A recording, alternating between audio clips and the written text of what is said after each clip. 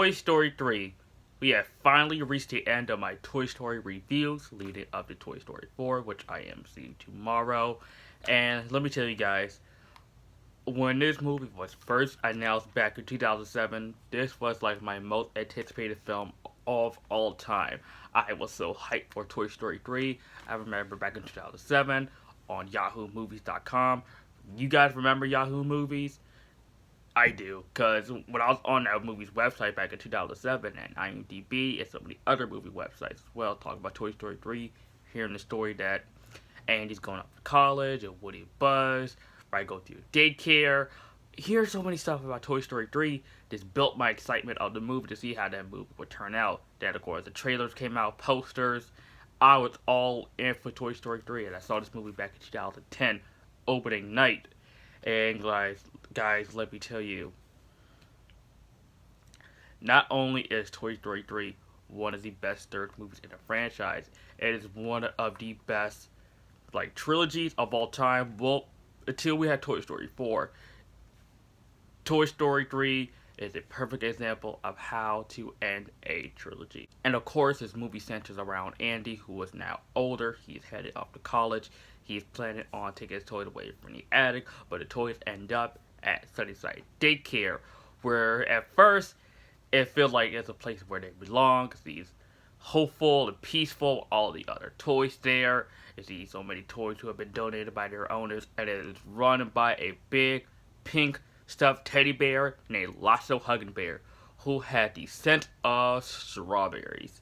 And soon as the toys find out that everything about Sunnyside Daycare isn't what they seem, man. In fact, the place is hell.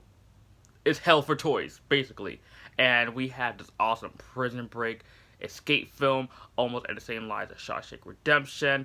And we have another fun adventure with our favorite toys, Woody, Buzz, Jessie, Rex, Ham, Slinky, Mr. and Mrs. Potato Head, and Barbie in this movie as well. And the scene where Bonnie plays with Woody and her other toys, it reminds me a lot of the first Toy Story movie, where Andy used to play with his toys, and it feels, and it makes me feel very nostalgic about the first Toy Story movie, how Andy was just so young and playful at that age, how Bonnie is young, and how she plays with her toys. It reminds me so much of that first Toy Story movie. And it really shows that everything comes in full circle with Toy Story 3. And as I said earlier about Sunnyside Daycare and how Sunnyside Daycare isn't what it seems, it is really hell on earth, because as the toys think that they're going to be played in the butterfly room, which is filled with the older kids, they are in the caterpillar room where they're played with babies and toddlers, and they are played aggressively, almost to the point of beating the toys to near death. And as the toys found out that Lotso Hugging Bear, the runner and the owner of Sunnyside Daycare of all the toys, we found out that he is not so very lovable or huggable all along. How this dude is an example of not to judge a book by its cover. He may look like a nice, soft, sweet bear, but really, he is not. I remember when I first saw this in theaters, I had a little instinct that Lotso might be the villain, but I wasn't completely sure. But when it happened, I was both surprised and I saw it coming at the same time. But as we get more onto Lotso Hugging Bear, to why he is so evil and cruel, like the scene where Woody is talking to the clown Chuckles, who was a friend of Lotso's back in the day, we found out that Lotso owner left him, Chuckles, and Big Baby, and how their owner replaced them with another Lotso Hugging Bear doll. Despite Lotso's action in this movie, his motivation and why he is so angry is very clear. You could definitely get behind this bear and why he is so evil and why he is so cruel against the other toys.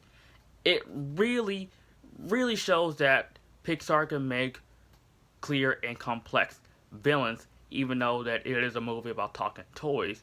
And Lotso might be my favorite villain in the Toy Story franchise. I'll have to see Toy Story 4 if that movie has a villain, because I'm not sure if Toy Story 4 have a villain or not. But Lotso Hugging Bear so far is my favorite Toy Story villain. But I really do feel bad for Lotso for what happened to him in the past.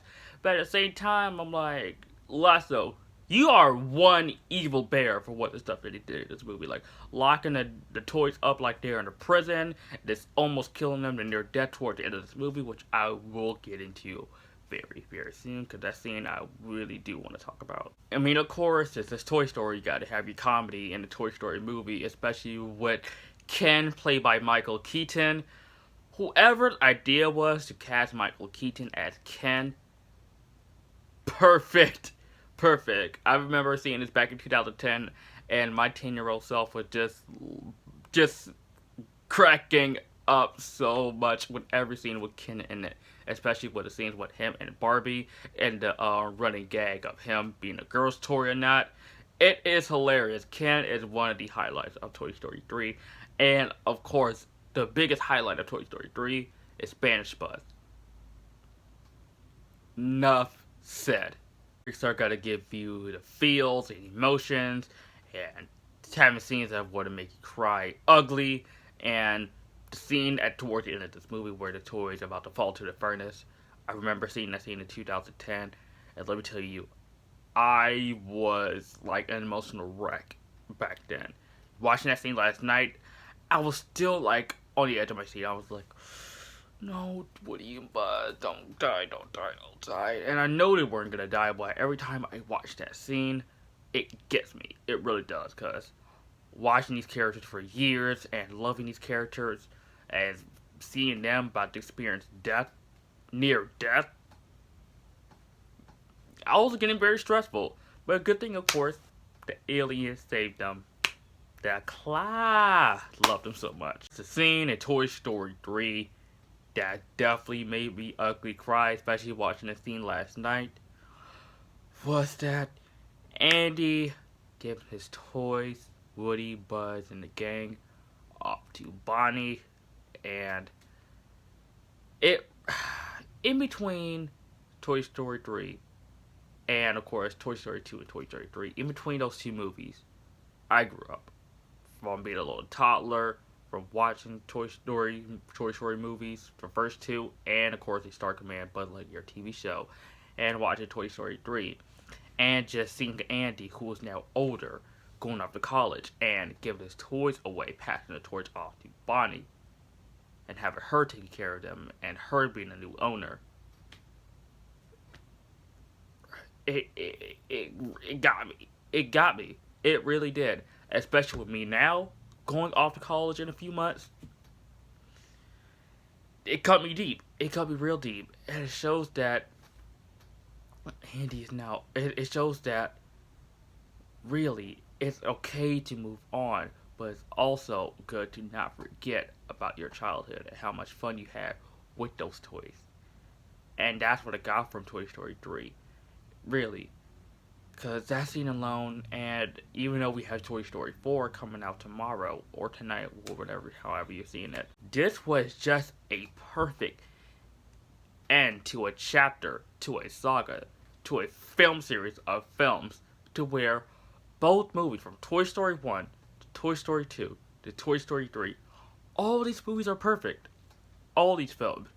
And I cannot wait to see Toy Story 4 to see if it continues that trend of this perfect movie after perfect movie after perfect movie after perfect movie. And all three of these movies hold a special place in my heart for different reasons.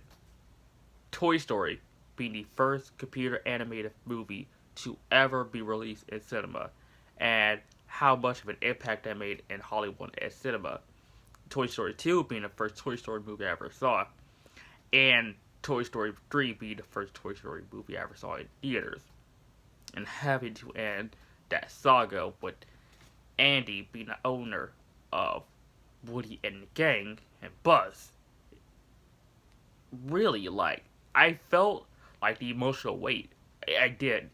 And really, that's what makes these Toy Story movies so great.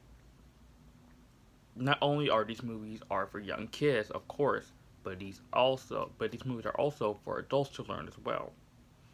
And how, like, this movie had great life lessons about friendship, about moving on, and all the emotions, like, from these movies, I definitely got. Because I've watched these movies from a very young age, and I've watching these movies at the age of 19. Like, it really, like, these movies mean a lot to me. They do.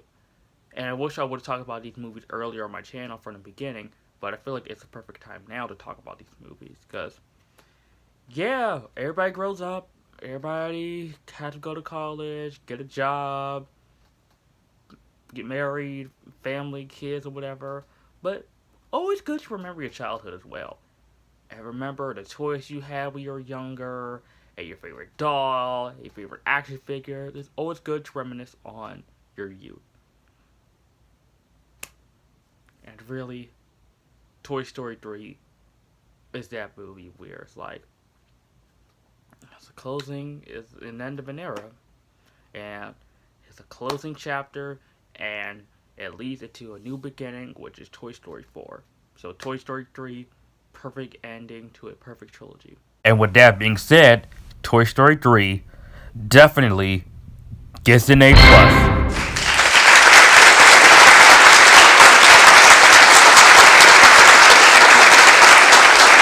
Thank you so much for watching. I am seeing Toy Story 4 tomorrow, and I'll have my review up on Saturday. So thank you so much for watching, guys. Let me know what you guys think of Toy Story 3 in the comment section down below. And as always, guys, if you're new to my channel and you like this video, like, comment, subscribe, and I'll see you guys next time.